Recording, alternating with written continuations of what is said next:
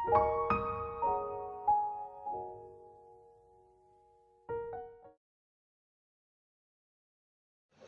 Everyone, welcome to my YouTube channel the soulful diary. आज के video में हम बात करेंगे W.B. येट्स की पोम अमंग स्कूल चिल्ड्रन की। W.B. येट्स के बारे में हम पहले एक वीडियो में बात कर चुके हैं जिसका लिंक डिस्क्रिप्शन में है। चलिए आज के वीडियो में हम अमंग स्कूल चिल्ड्रन के बारे में बात करते हैं। पोम को इन डेप्थ जानने से पहले जान लेते हैं उसके कुछ की features.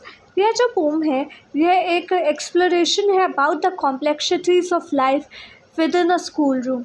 The poet reflects on the transience of youth, his personal experience with unrequited love and the profound mysteries that define human existence.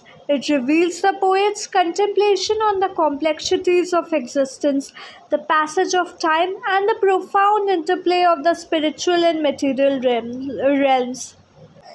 Yeats, with his keen interest in mysticism and metaphysics, infuses the poem with profound insights. The poem establishes the setting, a school environment.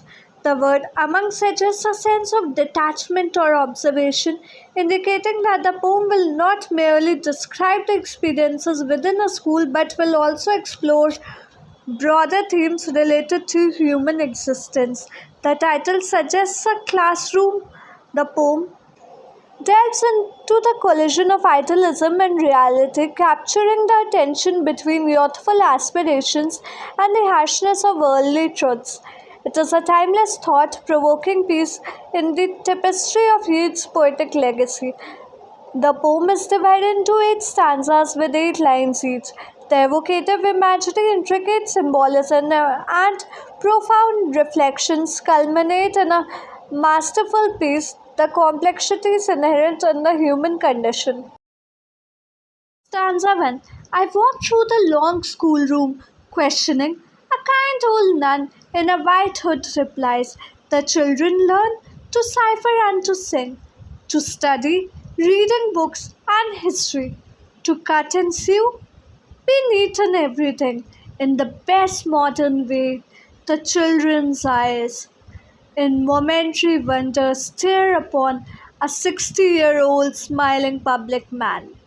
The poem is inspired by the poet's visit to Waterfront Convent, which runs on Montessori method of teaching. In the opening lines, the poet tells the setting of the poem, which is a schoolroom, creating a vivid sense of space and action.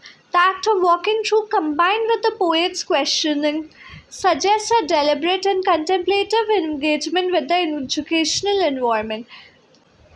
The use of the first person pronoun I establishes a personal connection between the speaker and the scene. The introduction of a kind old nun wearing a white hood introduces a maternal and nurturing figure in the educational setting. The nun's age and benevolence imply wisdom and experience, contributing to a sense of authority. The choice of a white hood symbolizes purity and spirituality, reinforcing the idea of an institution with a moral foundation. The act of the nun replying indicates a willingness to share knowledge and engage in dialogue, setting a tone of interaction and exchange of ideas.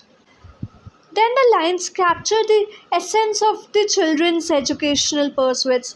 The verbs learn, study, and cipher highlight the multifaceted nature of their academic activities, encompassing not only numerical skills but also literary and historical knowledge. The inclusion of singing adds a creative and expressive dimension to their learning, emphasizing a holistic approach to education.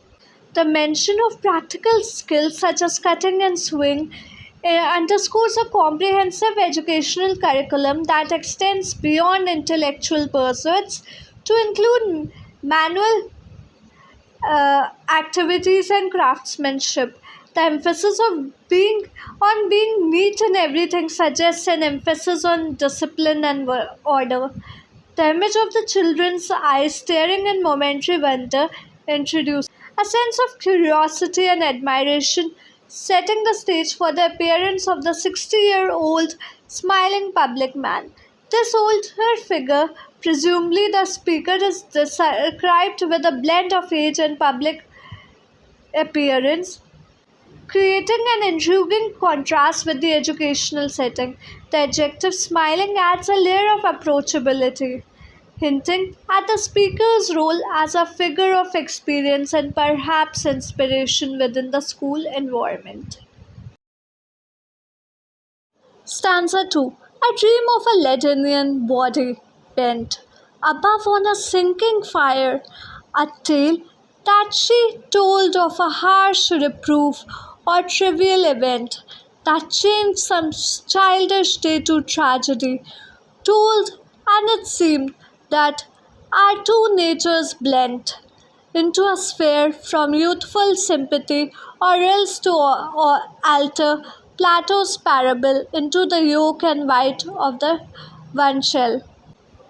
In these lines, the poet presents a dream scenario featuring a Lydian body. The use of Lydian connects the Greek mythology, specifically Leda, who was seduced by Zeus in the form of a swan. The imagery of this body being bent suggests a posture of vulnerability or a contemplative stance. The setting, above a sinking fire, introduces a metaphorical element where the diminishing flames could signify waning passion, the passage of time, or the fading of a significant event. The tale mentioned, involving a harsh reproof or a seemingly minor incident, introduces the power of storytelling to shape perceptions of events, emphasizing the subjective nature of memory. Now, the five lines 5 to 8 delve into the consequences of the recounted tale. The transformation of a childish day to tragedy highlights the emotional impact of experiences in childhood, emphasizing the lasting resonance of seemingly insignificant moments. The phrase, our two nature blend, suggests a merging of identities, creating a shared emotional sphere fueled by youthful sympathy. This blending of natures underscores the communal aspect of storytelling and memory, emphasizing the collective human experience. The reference to Plato's parable introduces a philosophical layer, suggesting a reinterpretation or alteration of individual narratives to form a unified understanding. The metaphor of the yolk and white of the one shell symbolizes a harmonious fusion, echoing themes of unity and shared identity. Stanza 3. I'm thinking of that fit of grief or rage. I look upon one child or the other there and wonder if she stood so at that age. For even daughters of the swan can share something of every paddler's heritage, and had that colour upon cheek or hair, and thereupon my heart is riven while she stands before me as a living child. The opening lines of the third stanza tells us the speaker's contemplation of a past emotional upheaval, possibly the one mentioned in the dream. The speaker observes the children in the present and wonders if one of them, representing the Lydian figure from the dream, experienced a similar emotional turmoil at that age. This contemplation underscores the continuity of human experience across generations and the universal nature of emotional struggles. The reference to Daughters of the Swan reinforces the mythological motive, suggesting a shared legacy or heritage among those with a connection to the mythical swan. The mention of every paddler's heritage introduces a broader human experience, emphasizing the commonality of emotional traits that transcend individual backgrounds. The specific details of color upon cheek or hair add a visual and emotional element, connecting the present child to the vivid imagery of the dream and highlighting the enduring impact of past experiences. The concluding lines of this stanza express the emotional intensity of the speaker's reflection. The phrase, My heart is driven wild conveys a visceral response to the realization that the present child embodies the living manifestation of the past dream. This moment of recognition brings together the themes of memory, continuity, and the timeless nature of human emotions. The child becomes a tangible link between past and present, embodying the enduring essence of shared experiences. Stanza 4. Her present image floats into the mind, that quattrocento finger fashion it, hollow of cheek, as though it drank the wind, and took a mess of shadows for its meat. And I, though never of leaden kind, had pretty plumage, fancy enough of that, better to smile on all that smile, and show there is a comfortable kind of old scarecrow. Opening lines of the stanza introduces a shift in focus as the speaker transitions from contemplating the past to considering the present.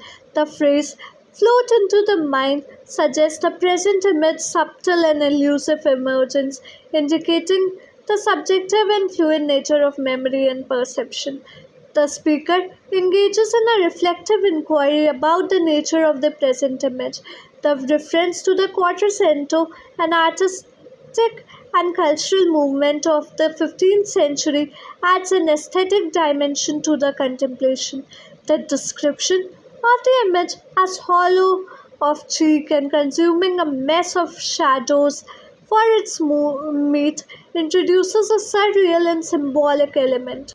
The- these vivid visual metaphors convey a sense of fragility and ethereality, raising questions about the nature of perception, beauty, and the substance of existence. The speaker acknowledges a personal divergence from the mythological narrative of Leda but chooses to redirect the focus. The admission of having pretty plumage once hints at a personal history of beauty or adornment, but the abrupt interruption, with enough of that, suggests a desire to avoid dwelling on the past or indulging in self reflection. The concluding lines of the stanza brings a shift in tone as the speaker advises a redirection of attention. The notion of smiling on all that smile implies a stoic acceptance of the complexities of life, akin to the resilience of an old scarecrow. The metaphorical comparison to a scarecrow suggests comfort in embracing one's imperfections and the passage of time, reinforcing the theme of acceptance and the inevitability of change. Stanza 5. What youthful mother, a shape upon her lap, honey of generation had betrayed, and that must leap, shriek, struggle to escape, as recollection or the drugs decide, would think her son, did she but see that shape, with 60 or more winters on its head, a compensation for the pang of his birth, or the uncertainty of his setting forth. The opening lines pose a poignant rhetorical question directing attention to a youthful mother holding a newborn child. The metaphorical shape upon her lap represents the infant referred to as the honey of generation. The term betrayed introduces a complex layer of emotion, suggesting the inevitable hardships and challenges that come with the act of bringing life into the world.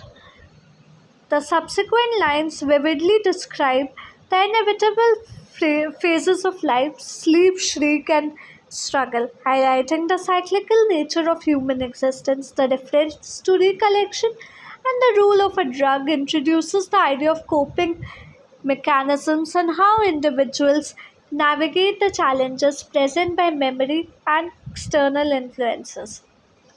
The rhetorical question involves imagining the perspective of the youthful mother, witnessing the same child with 60 or more winters on its head. This stark image emphasizes the passage of time and the transformative journey from infancy to old age. The juxtaposition of the youthful shape and aging individual prompts reflection on the compensations and uncertainties is inherent in the cycle of life. The final lines of the stanza delves into the theme of compensation, questioning whether the aging individual, with the weight of accumulated experience, can serve as compensation for the initial hardships of birth and the uncertainties associated with one's journey in life. The use of pang evokes a sense of emotional pain, further emphasizing the challenges of existence and the potential redemptive qualities found in the resilience and wisdom gained over time. Stanza 6. Plato thought nature but a spume that plays upon a ghostly paradigm of things solider. Aristotle played the toss upon the bottom of a king of kings, world famous golden tide.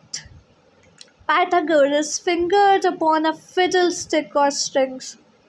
What a star sang, and careless muses heard. Old clothes upon old sticks to scare a bird. The opening lines introduces a philosophical perspective attributing to Plato the belief that nature is a fleeting form, playing on a spectral model of reality. The term spume conveys the ephemeral and insubstantial nature of the natural world, while the reference to a ghostly paradigm suggests an ethereal framework that Plato ascribes to the physical world. The contrast with Aristotle follows, characterizing him as more grounded and practical soldier. The mention of toss suggests a disciplinary approach, emphasizing Aristotle's engagement with the tangible aspects of reality. The phrase bottom of a king of kings evokes a hierarchical structure, portraying Aristotle as a stern disciplinarian shaping the foundations of a regal order. The stanza then focuses on Pythagoras, renowned for his contribution to mathematics and music. The imagery of Pythagoras fingering a fiddlestick or strings aligns with his association with the mathematical principles underlying musical harmony. The reference to a star singing and careless muses hearing underscores the intersection of cosmic and artistic elements in Pythagorean philosophy. The concluding lines of this stanza employs a metaphorical image, suggesting that the teachings of these ancient philosophers are like old clothes on sticks serving the purpose of frightening a bird. This metaphor implies a certain antiquated quality to their ideas, perhaps emphasizing their obsolescence in the speaker's contemporary context. Stanza 7. Both nuns and mothers worship images, but those the candles light are not as those that animate a mother's reveries, but keep a marble or a bronze response, and yet they too break hearts. O presences that passion, pity, or affection knows, and that all heavenly glory symbolize, O self born mockers of man's enterprise. The stanza begins with a comparison between nuns and mothers, asserting that both groups engage in worship, particularly of images. The distinction is drawn between the images illuminated by candles, which lack the vitality of those that come to life in a mother's dream. The reference to marble or a bronze repose suggests a static and lifeless quality in the images typically venerated in religious or contemplative settings. The speaker acknowledges that even though these images lack the vivacity of those in a mother's imagination, they still possess the power to break hearts. The capitalized presences conveys a sense of reverence or recognition of a higher power inherent in these images. The following lines attribute to these presents the ability to symbolize passion, pity, and or affection, and embody heavenly glory. The final lines describes them as self-born mockers of a man's enterprise, suggesting a dual nature, both transcendent and mocking. perhaps highlighting the complexity and ambiguity of religious or spiritual pursuits. Stanza 8. Labor is blossoming or dancing where the body is not bruised to pleasure soul, nor beauty born out of its own despair, nor blear eyed wisdom out of a midnight oil.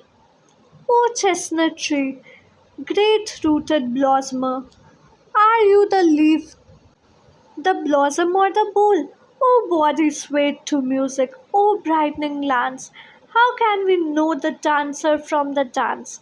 In the opening lines, Yeats explores the relationship between labor, the soul, and creativity. The assertion that labor is blossoming or dancing where the body is not bruised to pleasure soul suggests that true productivity and creativity arise when one's physical efforts do not harm the soul. The next line expands on this idea, emphasizing that genuine beauty and wisdom cannot emerge from self inflicted suffering or despair.